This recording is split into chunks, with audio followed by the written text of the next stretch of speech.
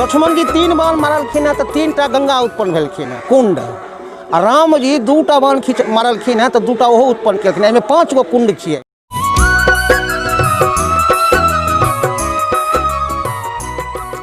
अहिल्या स्थान, गौतम कुंड मिथिलांचल की धरोहर दरभंगा जिला अप्रतिम स्थान जतऽ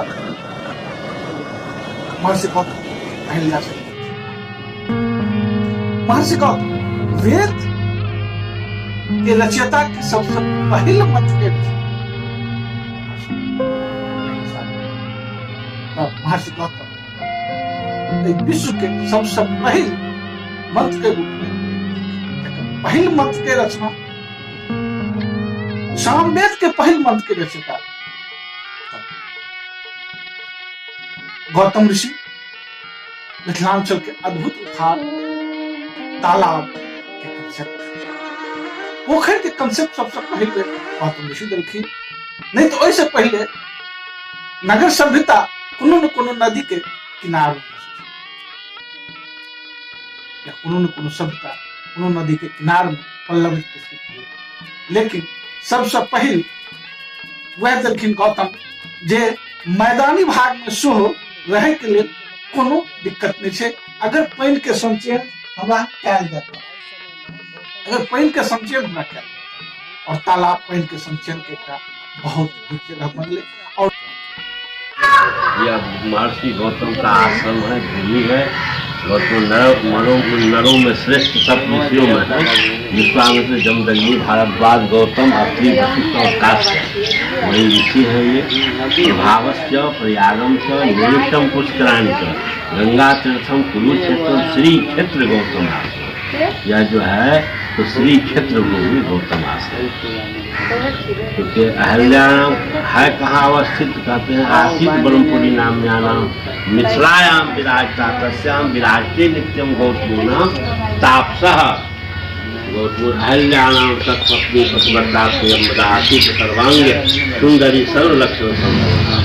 महर्षि गौतम का हो 84 योजन का क्षेत्रफल का आकलन बतलाया गया था।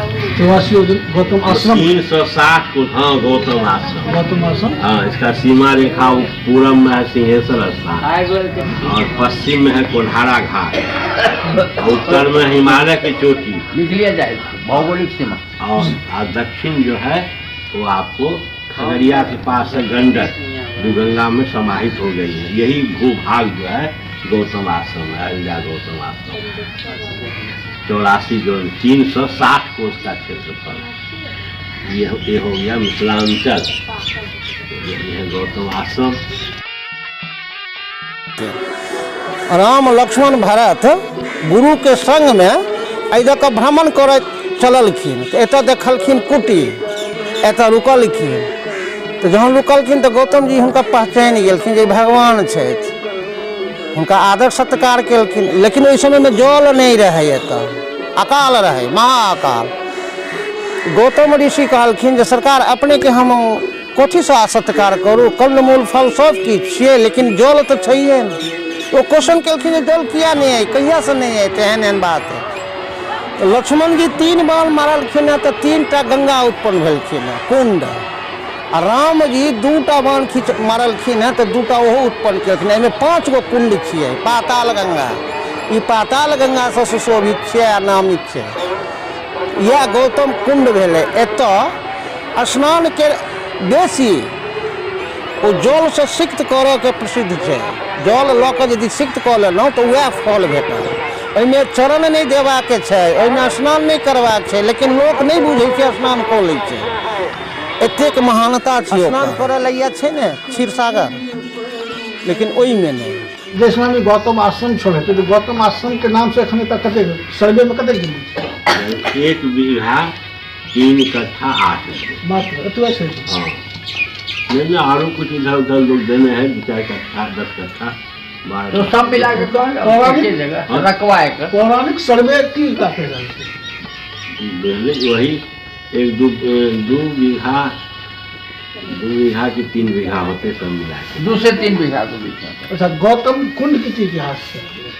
गौतम से गौतम सन अभिषेकन कृत्वा बाघ में मवा पुण्य, तो जल का अभिषेक करने से अश्वमेध जग करने का यह स्कंद पुराण में कहा गया है। तो बात है, तो महात्म वही है जो अयोध्या, मथुरा, माया, काशी, कांची, अविंत का, इन पुरियों का जो महत्व, वही महत्व इस भूमि का है।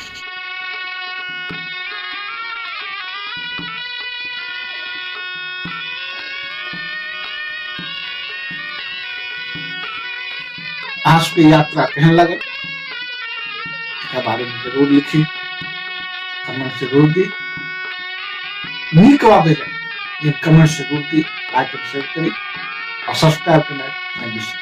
धन्यवाद।